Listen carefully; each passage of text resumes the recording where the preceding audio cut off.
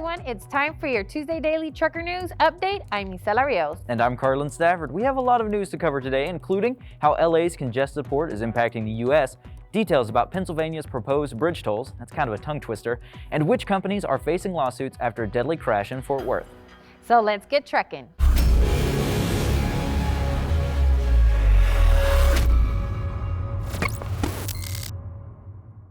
Well, the heavily congested port of LA is causing some major effects for the rest of the country. According to data from DAT, January contract freight volumes are up 1% year over year, but spot volumes are up almost 50%. This imbalance has been a pretty common theme for the last 9 months, and it's most likely going to keep happening thanks to the Port of Los Angeles congestion, which means a lot of shippers are actually going to ports along the Gulf and East Coasts.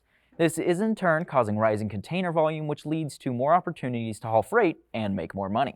With more cargo on the roads, cargo thefts are also on the rise. According to CargoNet, there were almost 1,700 thefts in the U.S. and in Canada. In 2020, that's a 60% rise from 2019. But that's not the only thing that rose. The cost of the stolen cargo also went up, averaging more than $166,000 and an increase of about 20%. Some of the thief tactics include fake pickup locations, phishing emails, and using the identity of trucking companies that have gone out of business.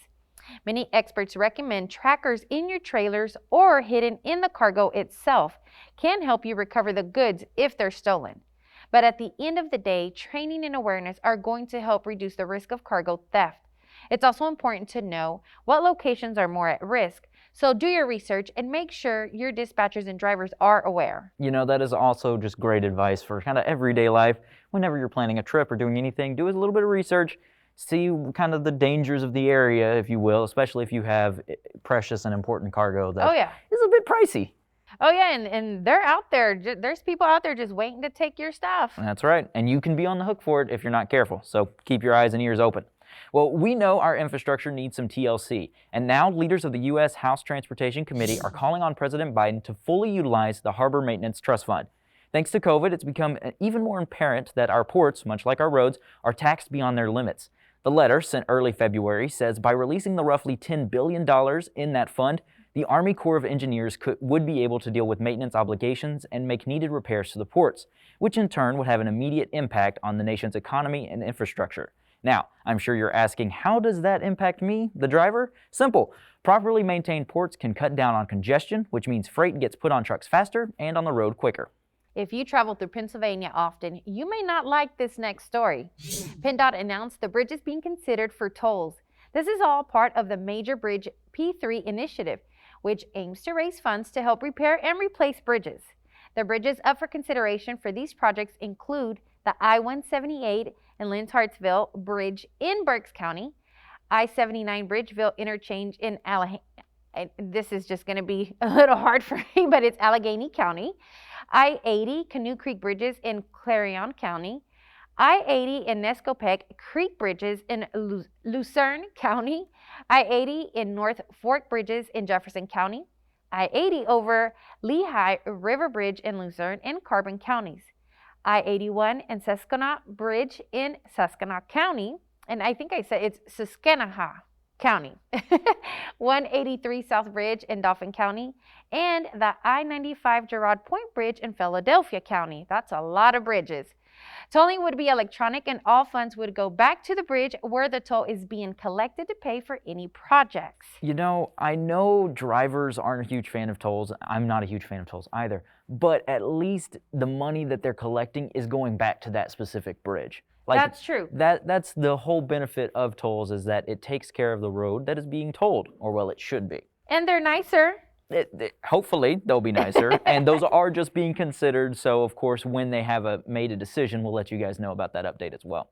Now, I'm sure everyone has seen these pics. It shows the deadly crash that happened on I-35 in Fort Worth on February 11th. The crash involved at least 133 vehicles, 6 people were killed, and now at least 3 people have filed lawsuits against several transportation companies involved in that crash, claiming drivers were not being safe and made the pileup worse. The injured are asking for $1 million in damages from 5 companies: FedEx, Gigi's Produce Transport, JB Hunt, Rich Logistics, and GO2 Logistics.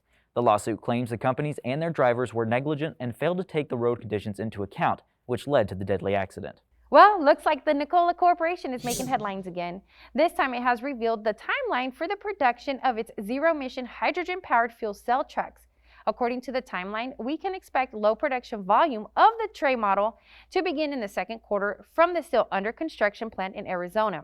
However, despite revealing this timeline, the company gave no update on customer orders, sticking with the 14,000 reservation number it's been using since April 2019. The company has been in headlines a lot recently. The company went public in a reverse merger in June 2020.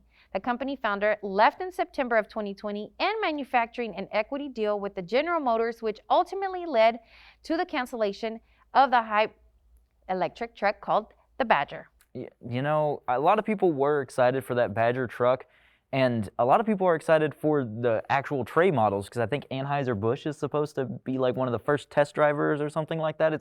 It's kind of a big deal, but I'm a little skeptical. I don't know. We'll have to see what happens in the next couple of months with that company because I don't know. It just seems like things are going downhill fast. Well, I don't even know. The way it sounds, are they even going to have the new? Exactly. I don't know. I guess we'll we'll just have to see. Yeah, that's right. We'll bring you the updates. But that does it for today's update. Tune in tomorrow for more trucking news you need.